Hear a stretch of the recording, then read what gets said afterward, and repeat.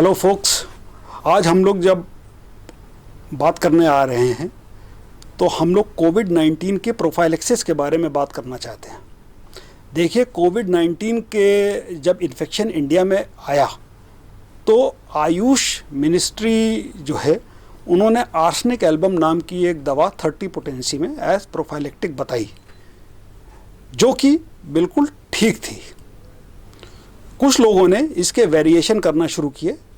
उन लोगों ने दवा बताई इन्फ्लुएंजाइनम थी, किसी ने ब्राइनिया बताई, किसी ने जिंकम म्यूर बताई, और एक बहुत फेमस होम्योपैथ हैं जिनका नाम है राजन शंकरन, उन्होंने कैम्फर 1M बताई।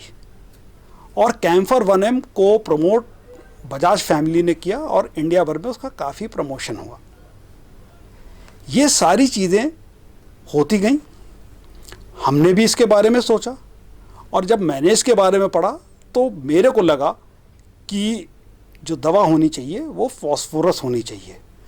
तो अक्रॉस द बोर्ड कई सारे व्यूज़ सामने आ गए।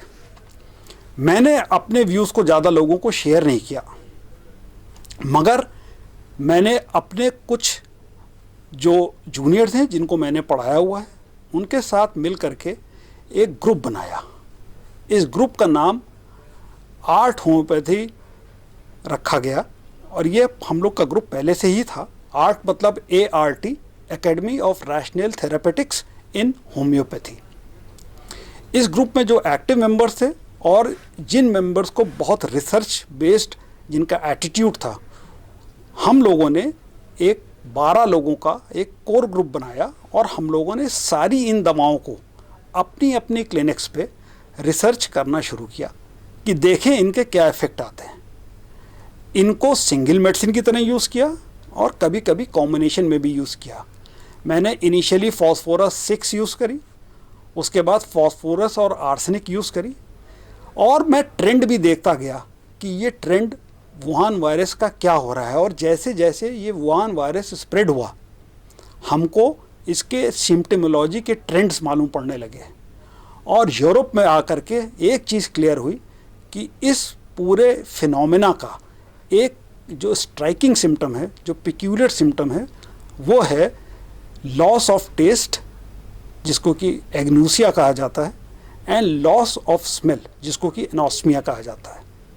ये स्ट्राइकिंग, सिंगुलर, अनकॉमन और पिक्यूलियर सिम्टम था इसका, इस कोविड-19 इन्फेक्शन का। एक और पैथोलॉजिकल सिम्टम है जो कोर सिम्टम है, वो है breathlessness and rapid pneumonia. Covid में जो सबसे बड़ी प्रॉब्लम आई वो यही आई कि निमोनिया रैपिड होता है। इसका मतलब हम जो भी दवा चूज़ करने जा रहे थे एज जीनस एपिडेमिकस, जो कि एक तरीका है पैन एपिडेमिक एक मेडिसिन को यूज़ करने का, वो रैपिड निमोनिया कॉज करने वाली दवा होनी चाहिए थी।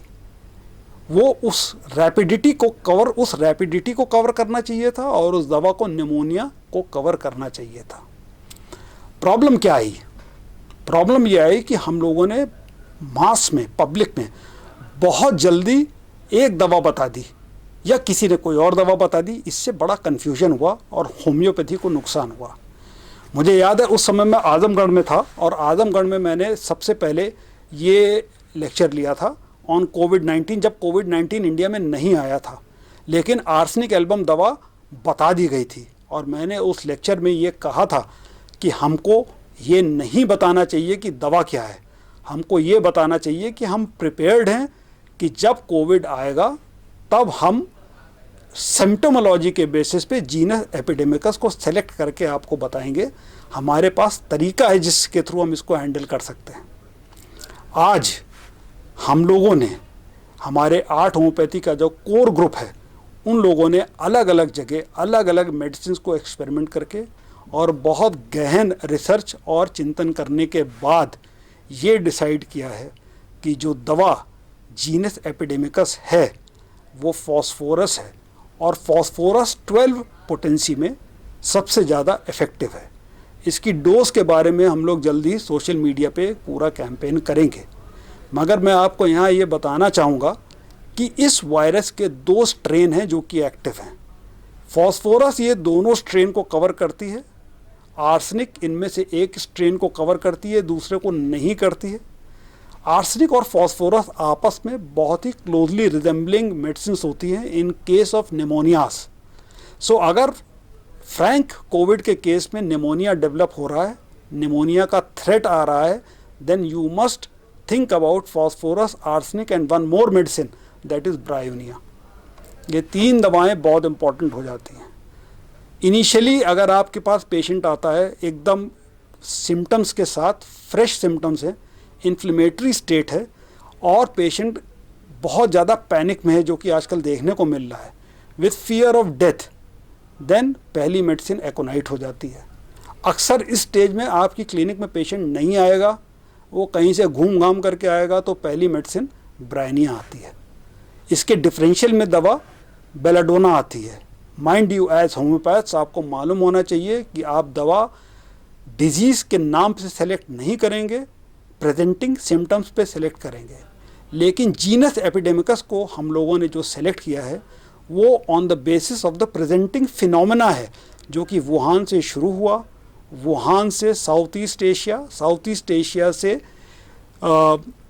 अरेबिया, अरेबिया से यूरोप, यूरोप से इंडिया एंड यूएसए। इस पूरे फिनोमेना को देख करके और पेशेंटली एसेस करके हम लोगों ने ये डिसाइड किया है कि फॉस्फोरस 12 पोटेंसी में ही इसकी जीनस एपिडेमिकस है। इस पूरी स्टडी में मेरे साथ जो लोग रहे हैं उनके नाम और उनको मैं क्रेडिट ज़रूर देना चाहूँगा। इसमें सबसे पहले डॉक्टर दीनानाथ यादव, जिन्होंने ग्रेटर नोएडा में अपनी क्लिनिक में इस पर रिसर्च करी।